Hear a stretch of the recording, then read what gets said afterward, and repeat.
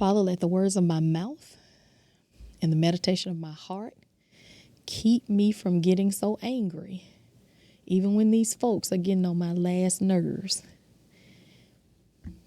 On this episode of Monica Mentors, I want to talk about why are our kids so angry? And we're going to talk about big feelings, small voices.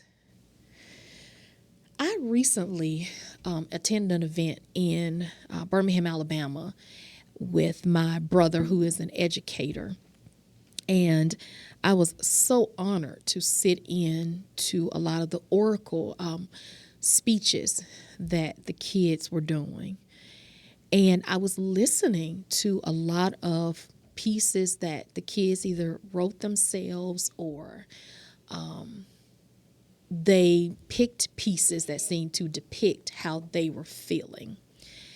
And I was really inspired to do this episode based on a lot of what I heard that day. I didn't really hear a lot of joy in those speeches, but there was one young lady that took my breath away because she said this line that I don't think I'll ever be able to forget as long as I do these episodes. She said, "No one has ever taken the time to ask us why we're angry." And so in this episode of Monica Mentors, we're going to dive into the emotions, some negative, that seem to be impacting our communities. Y'all, our kids are feeling angry, and they're feeling angry towards us. Have we unknowingly contributed to that frustration? As the meaning of community shifts from we are family to I don't need anybody but me, how do we rebuild connection and trust for our children? You know, if you think about it, once we stood firm in unity as family, no matter what everybody's circumstance was, we often said, listen, I can talk about my family, but you better not say nothing about my family. Where did we lose that value in our family? And how can we reclaim that bond? And is that the foundation of why our children are so angry with us right now? How does faith shape the way our kids navigate the world that's changing for us, but all of them are being born into it? We're going to talk about it today. Hebrews 10:24-25 NIV version says, "And let us consider how we may spur one another on towards love and good deeds. Don't give up on meeting together, as some are in the habit of doing. Let's start encouraging one another again. And all the more you see it, you'll see a better day approaching." The phrase hurt people hurt people. I started hearing that several years ago from my former pastor. And so it's a very popular saying, I found out. But it's definitely not attributed to one single person. The person I saw that it's often attributed to is, I think it's Yehuda, Yehuda, and the last name was Berg, Berg. And this was a best-selling rabbi who popularized the saying starting in the early, I think it was like 2010. Now, I can relate to the anger that some of our kids are feeling. I was one of those when I grew up. I didn't think anybody cared about my feelings. I didn't know how to express my feelings. I didn't know how to talk to people about what I was feeling. And so intentionally and unintentionally, I invited some anger upon myself that festered, that may not have had to be there, because I didn't know how to express it.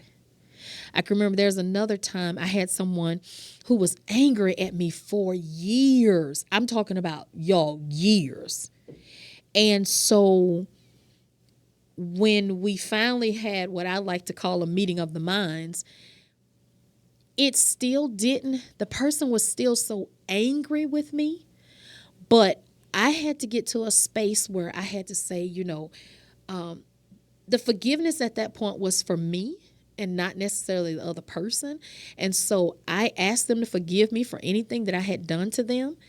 And I don't think I really had an expectation going into the situation. I just knew that I had to do it based on something that was spoken into my life.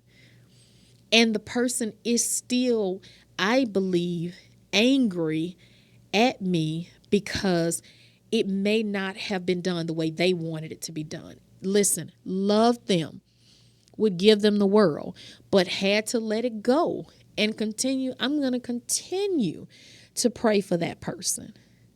And so I share those examples because a lot of times our emotions push us to a place where anger develops, and sometimes before we even realize that that's what it is.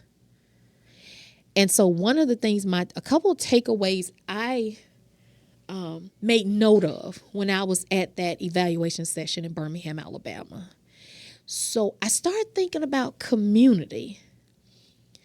And what does community truly look like today? Are we still our brother's keeper? Are we still, can I go to the next door neighbor's house and get some sugar? Are we, hey, listen, you want to ride out with me today? Have we deviated so much from that in some ways we have created this palette of negative energy for our children? Have we unknowingly distanced ourselves from our kids? Go in there and get that game. Go in there and watch that movie. Go in there, have we pushed them away from us? Do we even eat together anymore? This person eats this person eats that. So have we knowingly distanced them even in the home?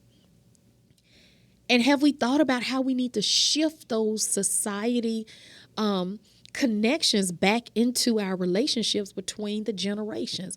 I used to love, oh my God, I used to love spending time with my grandmother and my great-grandmother. Unfortunately, one of our grandmothers on my mom's side, she passed really early, but that's okay. It's not okay, but what happened was on my dad's side, my grandmother was able to fill in on that side. And so love, love, love. I mean, we have stories for days. Grandma, what you doing? I remember when I got in trouble so bad. Oh, my mom made me so mad. I mean, I think I packed a trash bag. Y'all know we had no luggage for real back then. And I went to my great-grandmama's house because I knew I was going to be okay.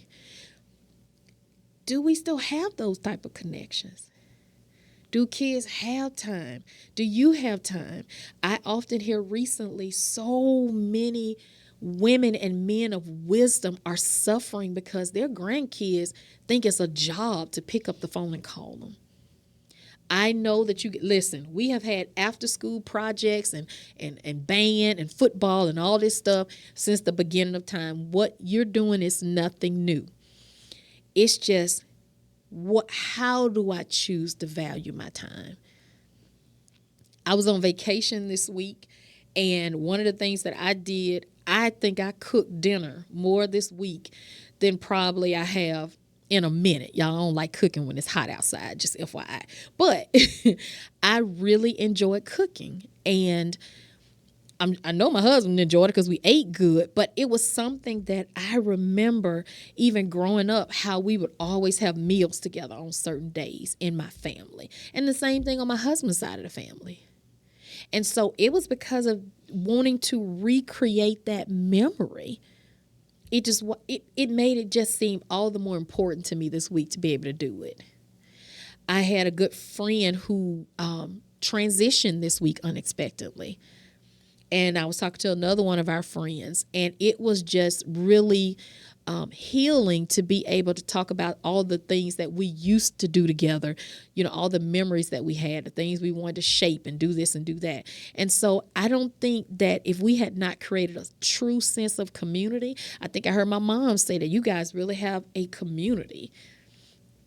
Why have we taken our kids so far away from that? Why have we personally gone so far away from that? Have we thought about the impact of isolating ourselves and our kids? And what does isolation mean versus belonging? So, did you guys know that isolation is the state of being alone or disconnected from others? It can be voluntarily or involuntary. But belonging is the feeling of being accepted, valued, or connected within a group or a community. And this was according to psychologytoday.com. So, how do your children actually respond when they feel disconnected from their communities?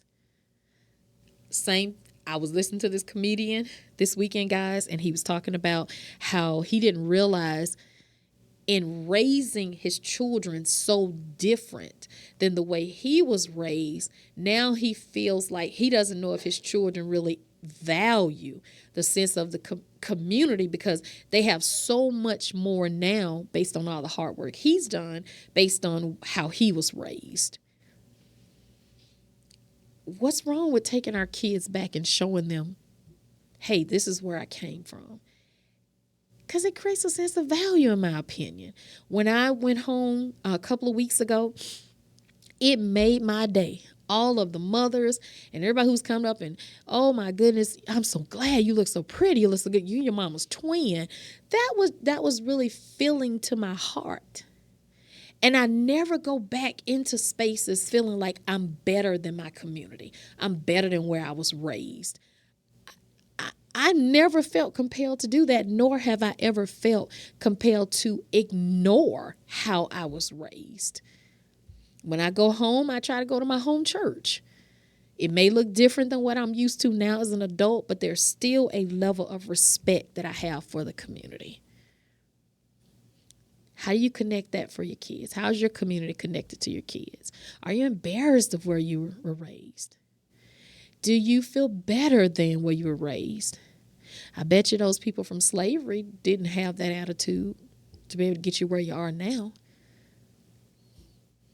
How do you use faith in rebuilding connections?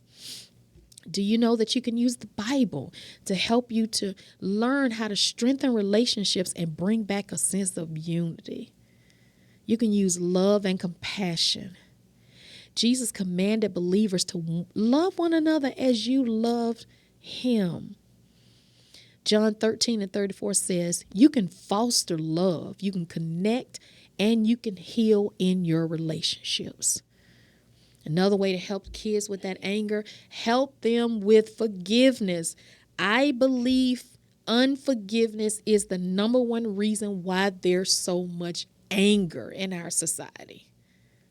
Listen, I know there were a lot of people who don't look the same, that mistreated a whole lot of people. I know they did a lot of stuff. I know they said a lot of stuff. I know people who look alike said and did a lot of stuff. But you got to just forgive it and let it go and keep moving. Don't ever you don't have to forget it, because sometimes what you remember keeps you humbled.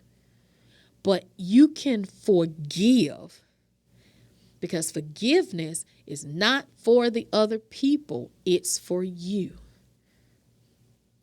How much unforgiveness is rooted in your anger? And then multiply that for your kids.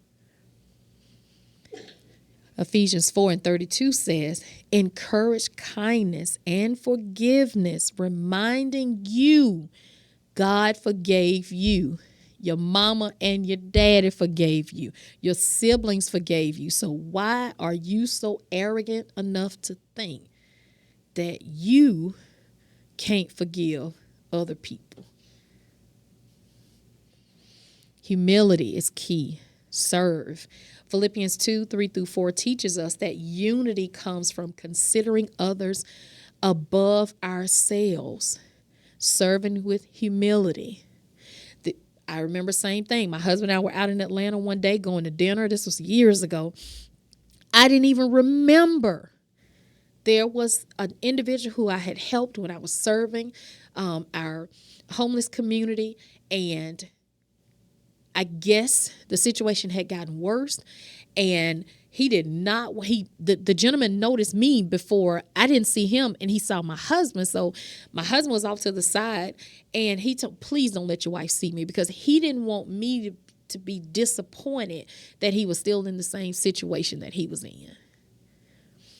That did so much for my heart, because when I served him, I didn't go into it wondering what I could get out of the situation. I just wanted him to have a meal that day. We just wanted to make sure he had clothes that day. But the fact that he remembered that moment, I'm talking about, y'all, this is a good 7-8 years later, was so humbling for me. And it always makes me mindful when I'm serving in the community. And when I feel myself getting angry, it always brings me back down, because what if somebody got angry at the decisions that I made, and instead of me checking myself like a lot of us don't do. See, it's easy to blame other people when you're angry, but a lot of times you have to start looking at yourself. And that's why some of you guys, kids, are so angry, because y'all have created this atmosphere that it's okay to do it. Remember, your kids, they follow what you do first, and then they hear what you say. Shut up, Monica. Say that again.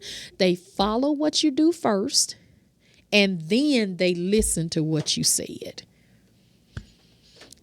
Do you bring any communication of peace?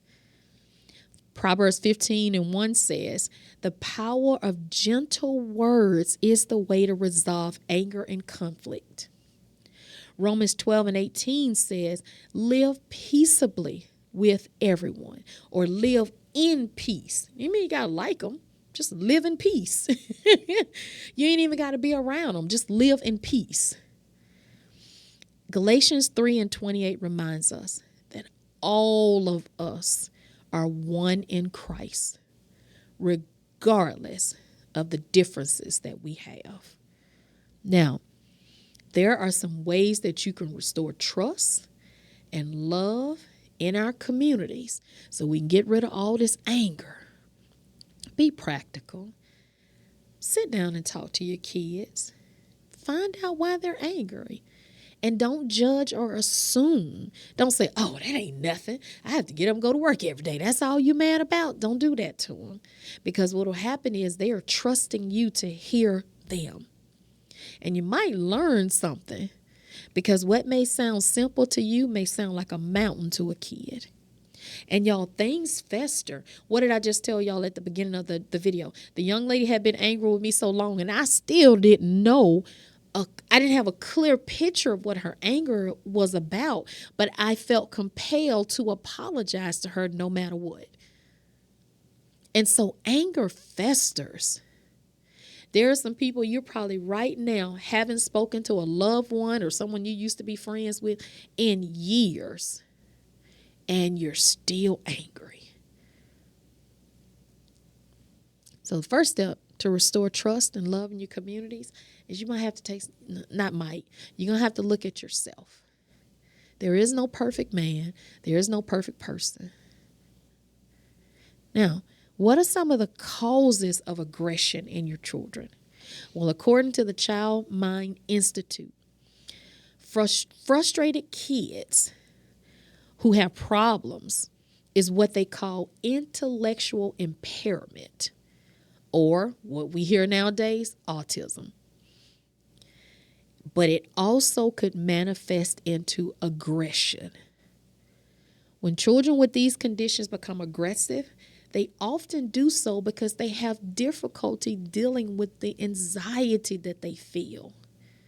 Or they're frustrated because they feel like they can't verbalize their feelings like you do. This aggression could also cause them to make impulsive decisions. which can also come off as unhealthy choices. Mom and dad, when anger in a child goes unchecked, and this is a key you have to take away from this show, it can lead to a variety of emotional, social, and even physical challenges. Here's an example. A child who's having difficulty with emotional regulation.